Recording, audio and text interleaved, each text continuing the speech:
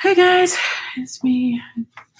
I was going to go through some magazines. So I thought it'd be a perfect time. I'm just trying to find the right height for this arm thing I have so we can see the whole thing together. I'm not done this. Oh yeah, that looks good. Let me see.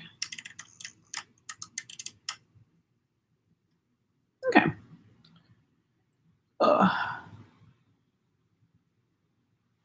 This is the Ballerinas, November 3rd, 1947. It was 15 cents. Aren't they pretty? How are we looking here?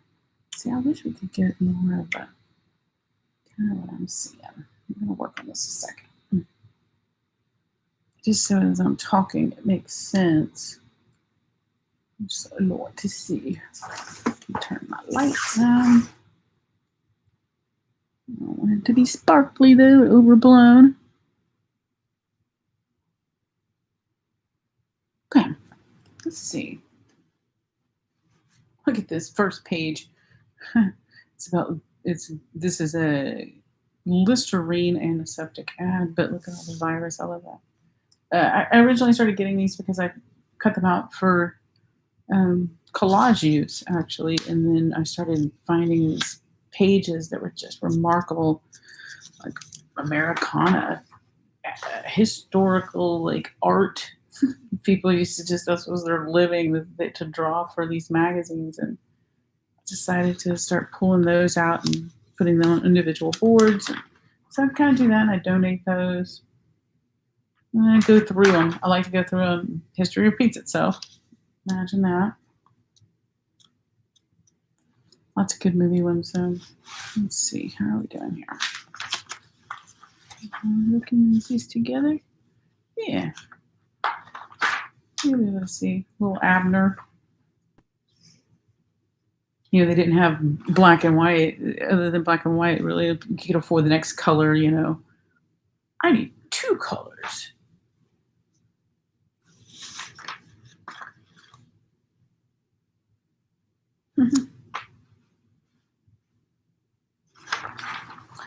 Yeah, so this was 47. TVs kind of went into people's homes in 51. So I kind of try to stay, when I buy these magazines, you find your best advertisement through the period of before TVs hit, because then it all went to the television, all soaps, you know. So sorry about that. Look at us. One day I'll have a better idea how this is gonna work, but today it's working like this. Ooh. Yeah. All right, let's see if I'll hang on for a minute. Oops. It tears. It's all like dust. Like I could just rip all these pages, and I do. Like I'm not keeping these together ultimately because I usually take the covers. They are their own like thing, and this paper is just it's dust. I could fold it in half and it would crack. So little tears. They don't scare me too badly. All right, so this is a movie. She left 4 different millionaires waiting at the altar, but look at who's kissing her now. And that is Ginger Rogers and Cornell Wilde in It Had to Be You. I know nothing. Ginger Rogers, she was the dancer. Singing in the Rain guy? Yeah. Best star in Ginger Rogers, right?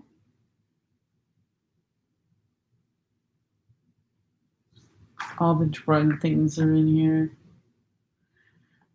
The watches. People don't even have watches too much anymore. Look at this ad. See, somebody drew all this. I love this. To me, that's like, nostalgic. Wise birds know what's out front. I think it's like birds. Why they're wise. So dumb. Food. Libby's. Look at them deep brown beans. See, I would cut each one of them beans out and use those beans on something ridiculous. Let's turn. Woo! Speaking of pictures, and this is a series that's in almost all of the Life magazines. There's a Speaking of Pictures. This is that's the dried seed is caught in the wind, is blown away from the hollow shell when its falls has puffed out. It's the milkweed plant. Look at that. Look at that. And then these, are those these things that we always, dandelions?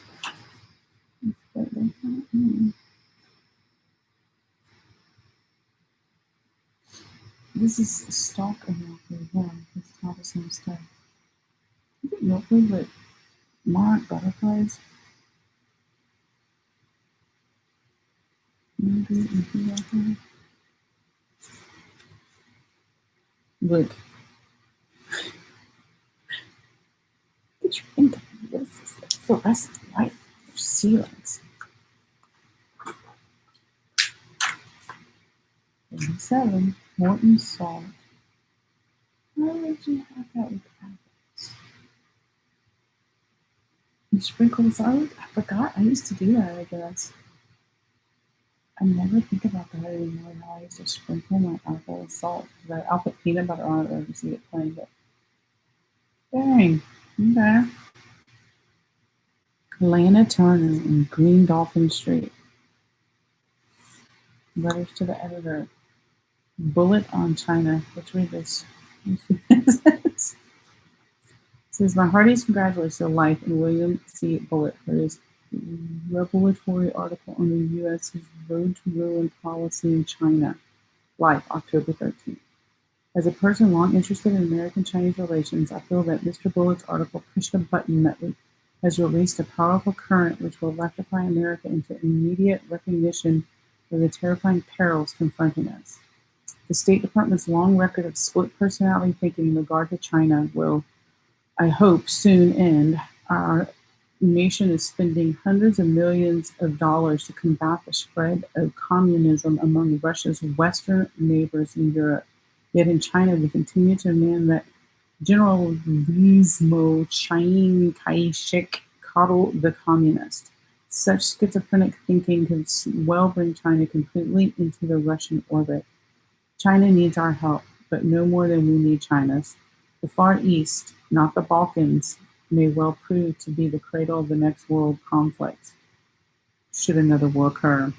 Many American critics of China have told me that China's nationalist government is not democratic, that Chiang Kai-shek is more of a dictator than the people's representative. To this I can say, the marvel of China is that after many years of war and neglect by the U.S., she is as democratic as she is. We must never forget that China's ultimate goal and Chiang's ultimate goal is democracy. Charles Edison.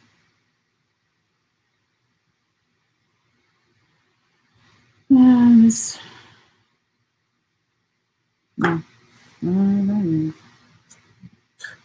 Same crap. What's happened since 47? Between America and China. We needed them.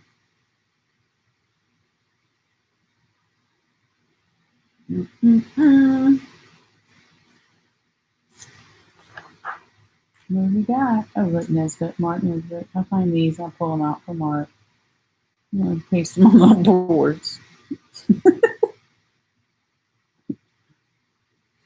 Look at them.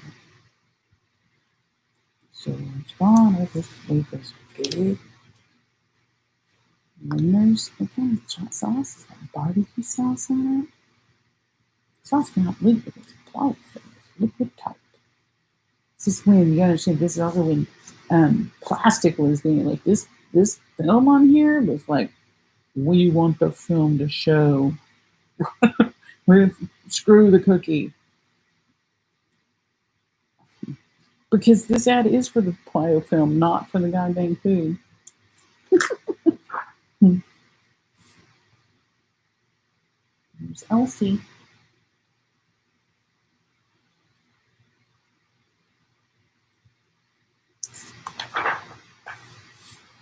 Lots of those. The old TV stand, radio, big giant console. Oh,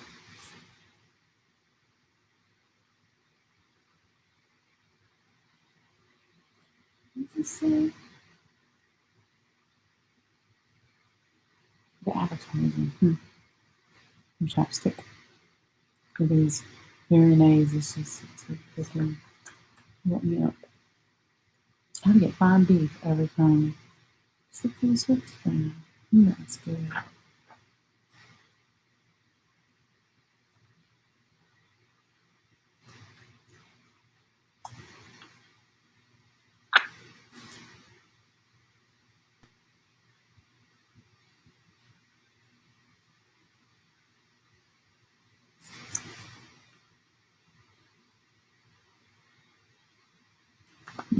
He's good. Oh, God.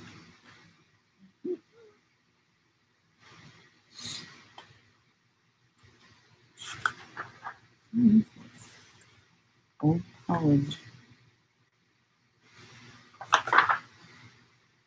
Michigan.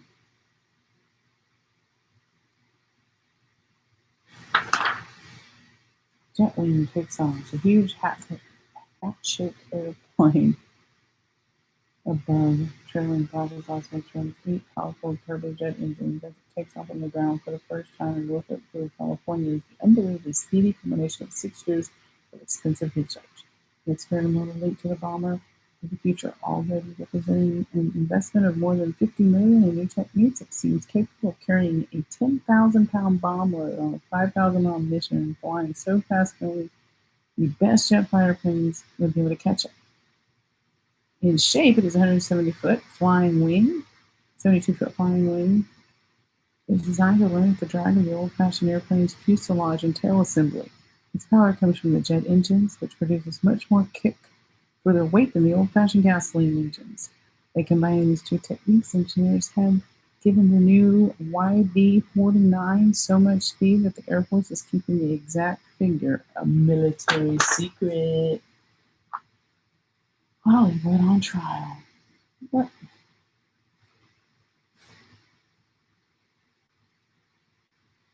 House, okay, in Washington last week, the House Un-American Affairs Committee assembled a multi-million-dollar cast for the premiere of its amazing discovery.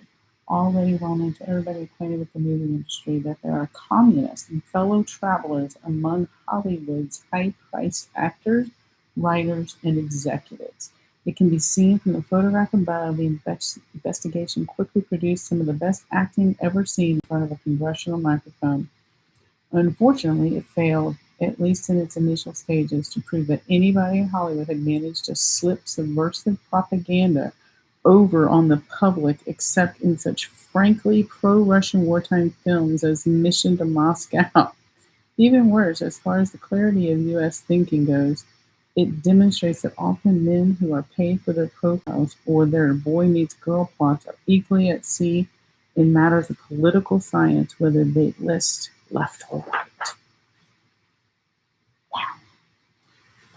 Ooh. $25 million forest fires destroys the famed New England summer resort. Mm-mm-mm. Look at that. That is in Maine. It is Mount Desert Island, Maine, off the summer resort town of Bar Harbor.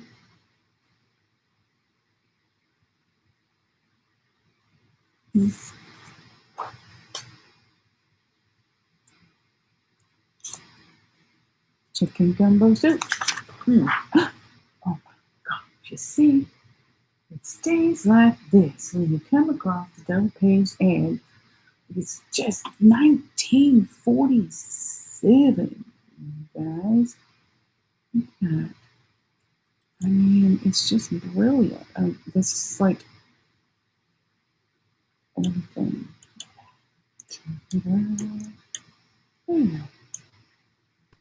That's crazy. That's mine. This is made makers of Baby Ruth and Butterfinger candy bars. And I have like three. I have one of these, and I glitter them. Like I get real crazy, yo. Another movie.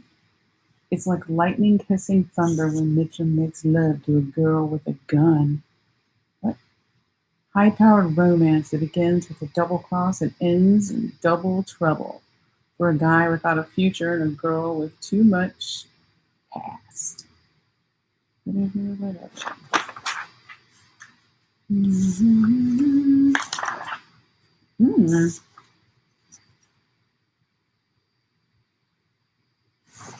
What's this? What is this? That's Velveeta and Kraft. Look at that. Gross. Velveeta and beans, red beans. This is kidney bean rabbit. What the? And a spinach ring. Like, who's gonna eat that? Look at the spinach with the sandwich. I mean, with the sandwich cheese on it. And the freaking tomato. And then, how do you eat that? You scoop it with chips or something? Look at those beans. And in my legs. Okay. What does this say? Oh, God. I picked the right book, I guess, for me today. Oh, my. Let's see. Let's get over this whole guy and see who he is. It's like a couple pages worth. It says, American Past. A new history portrays people who made it. This is, again, November 3rd, 1947. It says, the American Past is a big, new, one-volume history of the U.S. filled with 1,000 pictures, which is as vivid and fresh as today's newspaper, in much better reading. Its stirring panorama begins with Ben Franklin's cartoon showing the American colonies as a dismembered snake wriggling to regain its parts and ends with the atomic cloud over Hiroshima. Okay. What is this? This is his long struggle. I don't know who this is. This is Jefferson Davis. Okay.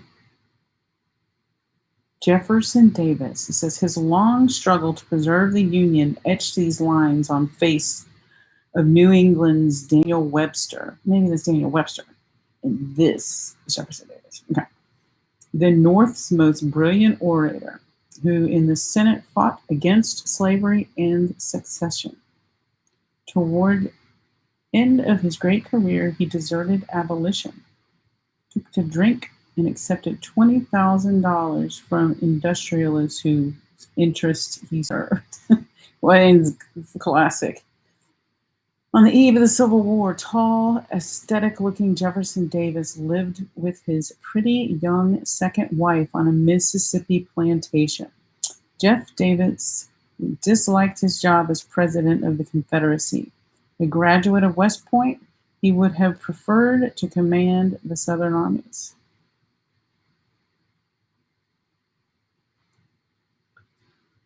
Okay.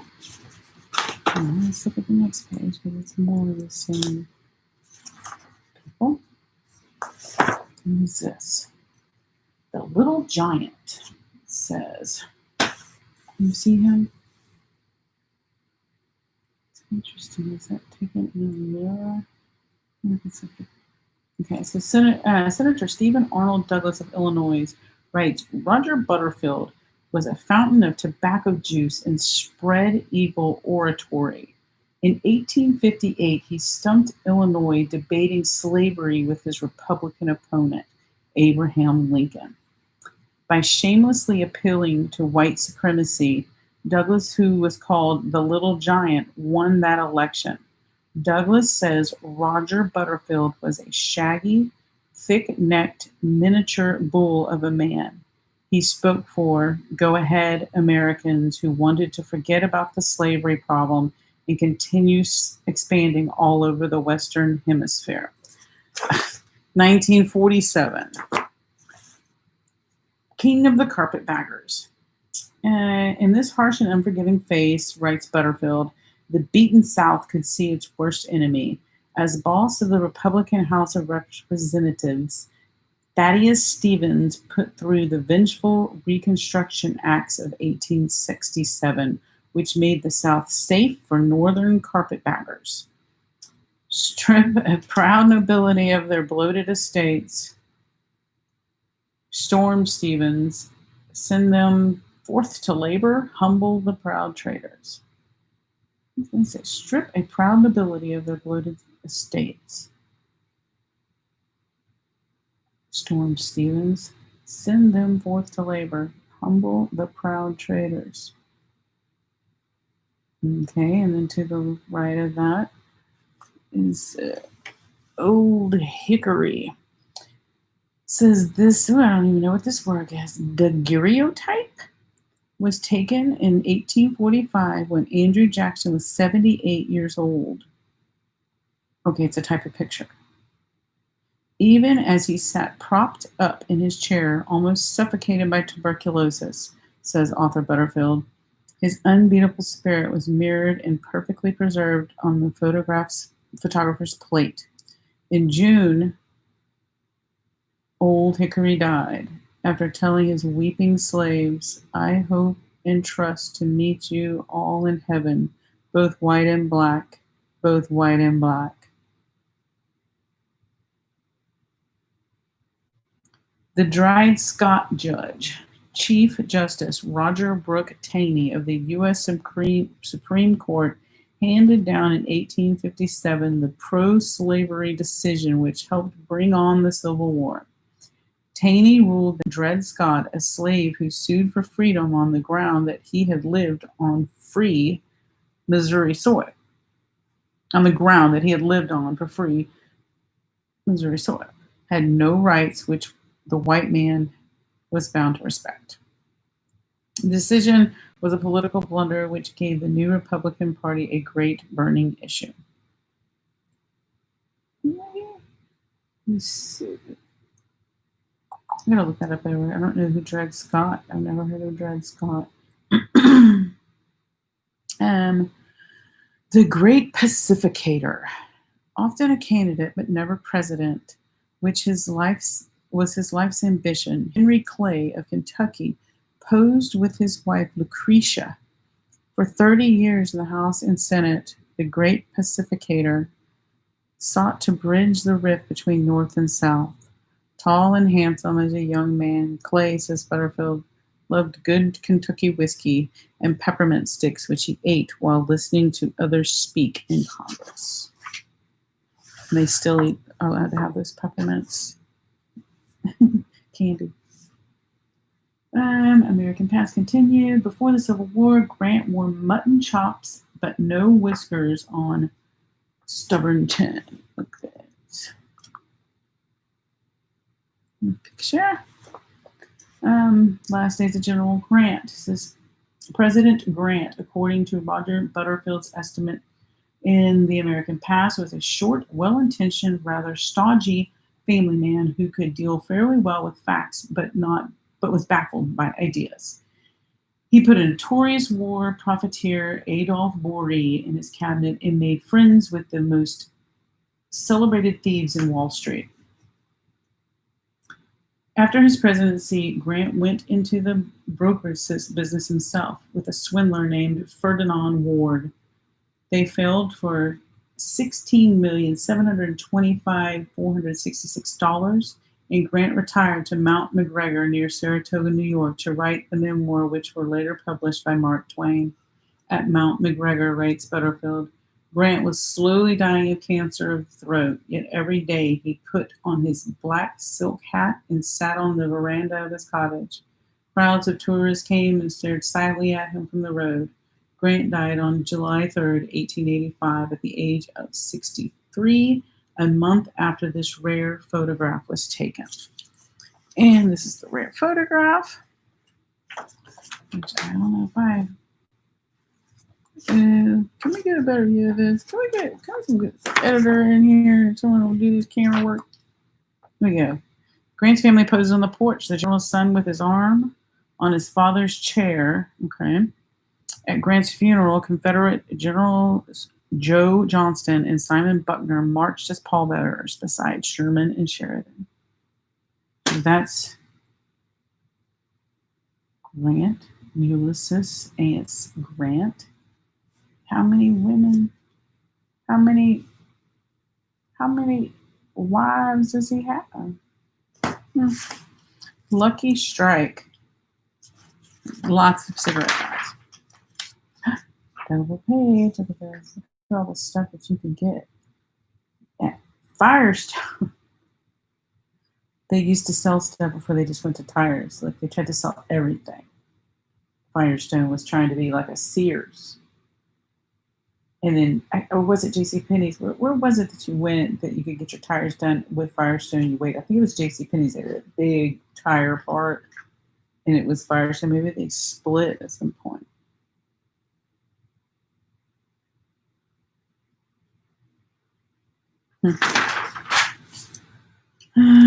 Margarine. And see, back in the day, this is an example. Most people don't know this.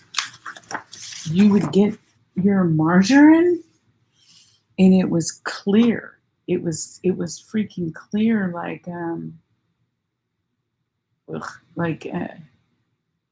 shortening, I suppose. And then they made the colors pouch in it, and you popped it, and it's food coloring.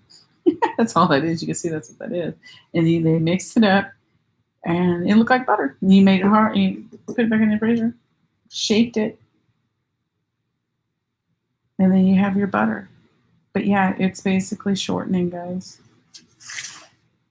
with butter flavoring in it, I suppose.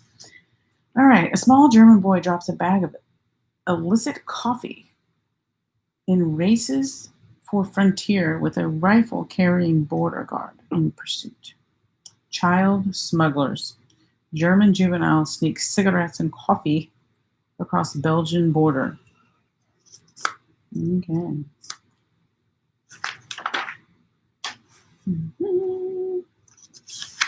Nothing. Ooh.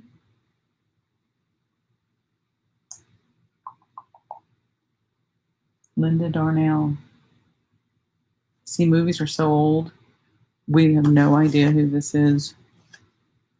Can you even find her movies? What is the names? Forever Amber. Never heard of it. It's like a pirate movie. I like pirate movies. I used to watch pirate movies when I was a kid. Not Pirates of the Caribbean. Mm-hmm. Max Factor. What? Old Taylor. Lots of different whiskeys too. Man, so many different whiskeys didn't make it in this world. What? Old Taylor's still around there. Great ad. That's a good ad. You all see that? But this. John Gray Jr. plays happily in his box. Like Debbie Skinner, he has never had a cold or stomach upset. Is smarter than the average child. Boxes for babies. New style cribs eliminates germs, drafts, and constricting clothes. Burris Frederick Skinner, a psychologist at Indiana University, once asked himself why a baby must grow up swathed in constricting blankets and exposed to germs, noise, and drafts. He decided it did not have to. It did not have to. And when his daughter Debbie was born 3 years ago, she was popped into a device known ever since as the Skinner Baby Box. Some 50 U.S. families have now built and used Skinner boxes. One such box baby is the son above of John Gray in Seacliff, New York. He's an engineer. The baby box is essentially a sealed room whose controlled temperature obviates clothing, blankets, and hence much laundry and expense. In his first year, a baby spends an average of 17 hours a day in the box. Many child psychologists condemn it, arguing that the box's efficiency eliminates the frequent parental attention that gives a child its vital sense of security. Nevertheless, the Skinner boxes have proved successful thus far and will be put on the market commercially next year. Jesus. Here's more. Simple machinery. A box includes thermostats, and air filter. Here being replaced by Mr. Gray. A fan to circulate the air and an alarm which rings in Gray's bedroom if the box temperature varies 2 degrees. The box costs about $200 to build. Look, there's the baby sticking out. I can't. So you can just bathe it from right there. This is sliding windows facilitate removal of John for baths, play, feedings. The Grays use box as substitute for a crib, not as a prison. With baby care thus simplified, Miss Gray actually has more time to teach and play with her son. Like in this freaking picture, the kid has a ball and a newspaper all over its face. It says, unfettered by blankets, toys always in reach, John exercises often and vigorously. He's so muscular that his mother sometimes has trouble holding him. A psychologist assigned by Life to examine him found no trace of psychic ills. Somebody. All right, what is this? The war dead under an escort of PADS, the Honda Knot near San Francisco.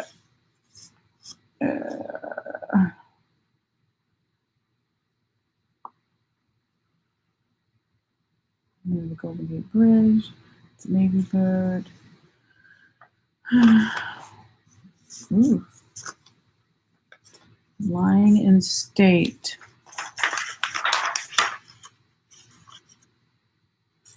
In the wreath-draped rotunda of the San Francisco City Hall are 6 bodies representing the Army, Navy, Air Force, Marine Corps, Coast Guard, and civilian dead. All day long, people filed quietly into the rotunda to kneel in prayer on the benches at the feet of the coffins, or to sit in silent contemplation at the side. Wow.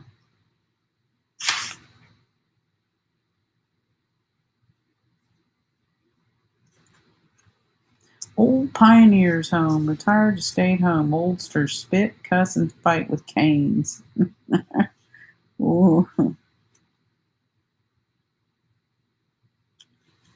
11 diners.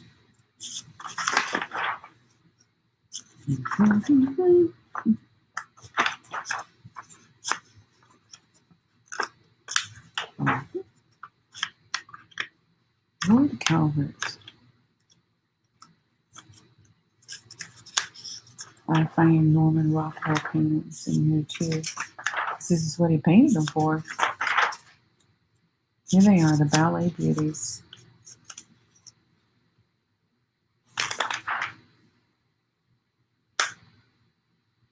Look at ballerinas.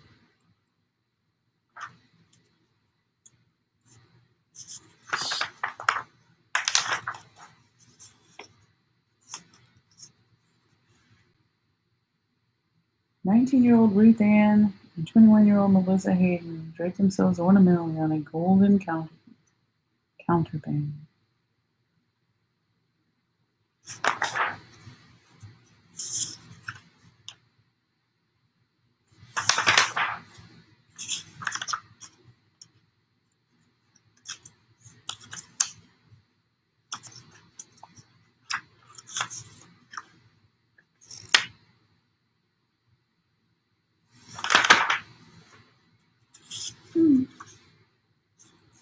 Isn't that fancy?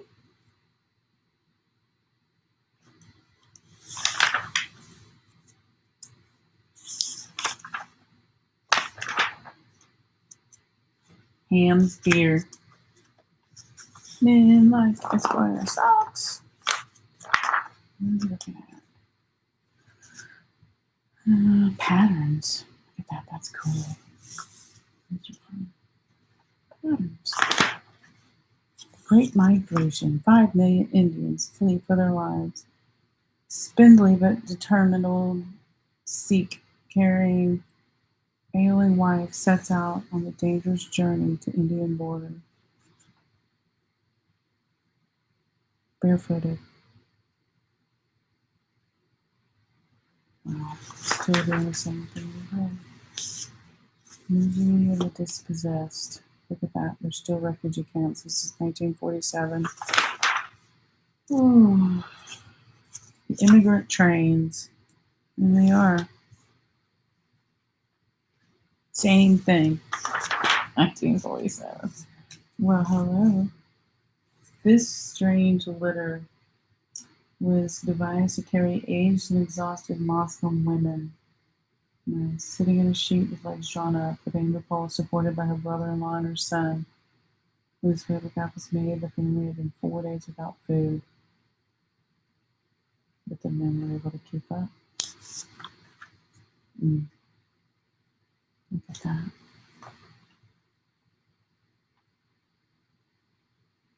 I'm starving her.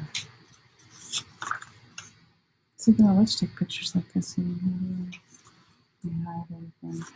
All the buzzards. Ugh. The Roosevelt legend. The Roosevelt that his worshippers remember is best represented in this picture on the deck of the cruiser Houston. The Roosevelt legend. Less than 3 years after his death, he has become a towering figure in U.S. mythology. A stream of memoirs illuminates a character. A critic here examines these volumes and their effect upon the myth. By Hamilton Basso. I'm going to have to read this. I'm not going to read it out loud. I'm going to keep moving. I'm almost done with this one. I'm probably going to stop because it's already been 40 minutes. But I'm going to read that. Come back. This book was good. I found the big double-page candy. It's very reminiscent of what's going on today in the world. Infantile paralysis.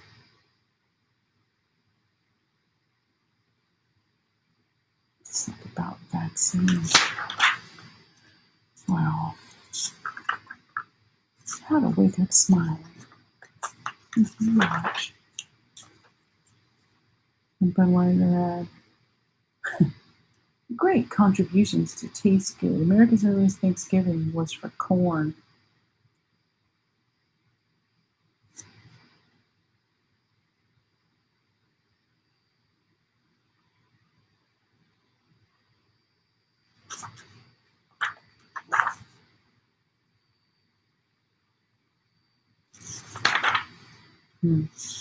Stetson nuts, that's good. Orange Crush.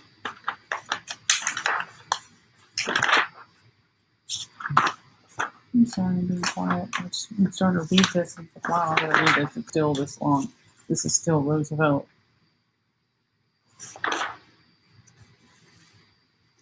Toastmaster.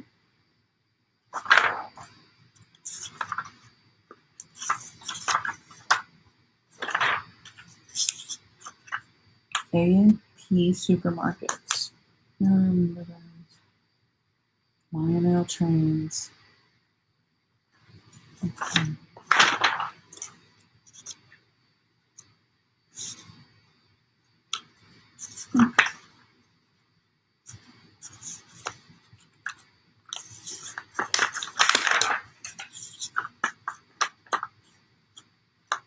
Don't let yourself slip. Limex wax.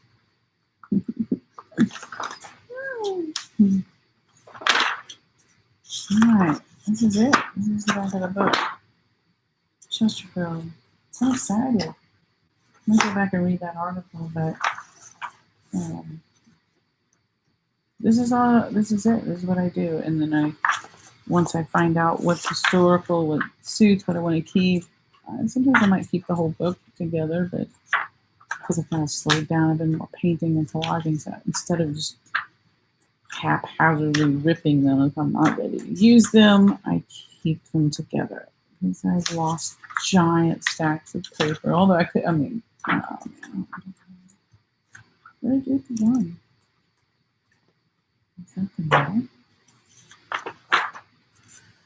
Anyway, all right. I'm cutting this.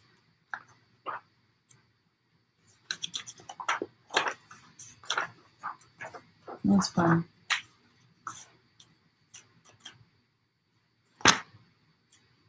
No. Yeah. Remember that.